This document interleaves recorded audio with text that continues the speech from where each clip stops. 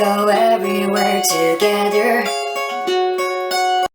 Greetings, my fellow cinema freaks and motion picture maniacs alike. I'm Brandon, the BAMBI Man, and welcome to Golden Ticket Reviews, where if it's classic or crap you see through it, I review it. As I've mentioned before many a time on this channel, one of my favorite films of all time is the Hayao Miyazaki masterpiece known as Spirited Away. From the story, to the characters, to the creative visuals, to the music, just everything about this movie is absolute glorious perfection to me. However, the important thing to note is that I am not an avid watcher of this type of animation. No explanation for that, other than that it's just not something I find myself typically watching on a regular basis. Luckily, I have had the eagerness to check out more of Japanese animation thanks to the many works of Studio Ghibli, for instance, such as this film, which I like to call The Adventures of Chihiro and the Mighty Dragon Boy. Because of my eagerness, it would appear one of my classmates, Duncan Austin, has recommended another anime film for me to watch and review for you guys, simply called The Boy and the Beast. The latest animated feature film from an award-winning Japanese director named Mamoru Hosoda, I apologize if I'm pronouncing that wrong, famous for such other anime as The Girl Who Leapt Through Time, Summer Wars, and of course Wolf Children. It stars Kyoda, again I apologize if I'm pronouncing that wrong, who is a young orphan living on the streets of Shibuya, who manages to stumble into a fantastic world of beasts. I'll try to keep my Spirited Away digressions to a minimum. He's taken in by one called Kuma Tetsu, a gruff, rough-around-the-edges warrior beast who has been searching for the absolute perfect apprentice. Despite their constant bickering and back and forth, both Kyoda and Kuma Tetsu begin training together and slowly form a bond as a surrogate father and son.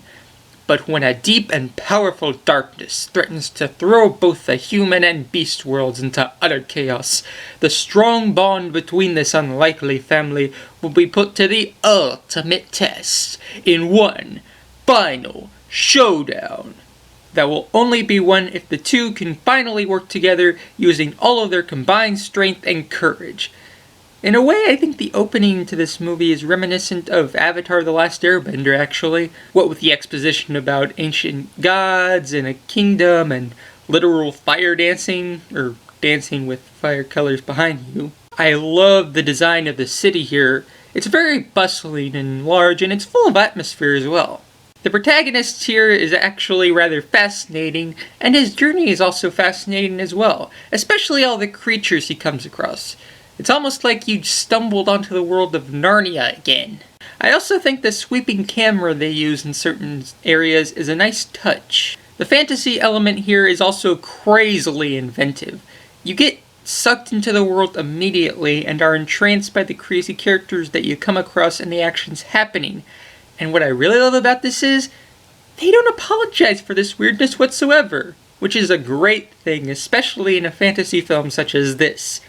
The voice acting on the English dub, seeing how I haven't seen the original Japanese version, is actually pretty good, and the characters actually do feel real.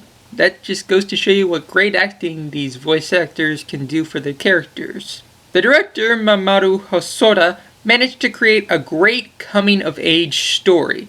Now, admittedly, at the beginning of this film, I felt it would turn out that this main kid would be the Japanese equivalent of Aaron from The Little Drummer Boy, particularly with the way he was constantly spouting this hatred of all people, but thankfully he grew on me as the film went along, and I realized it was all just part of helping us to know the character more. The animation is beautiful to look at. This is the first film I've ever seen from this Studio Chizu, I believe it's called, and it really makes me want to see more of their work. The visuals are stunning to witness, particularly the backgrounds and the scenery itself. I love when animators put all heart and soul into the tiniest of details in order to make them look outstanding, and this movie delivers awesome quality and detail in high spades. The character interactions here are fairly charming, though it's best to note the relationship between the apprentice and his teacher, at the beginning especially, Feels more like if Obi-Wan had anger management issues. The pacing is nicely done as well.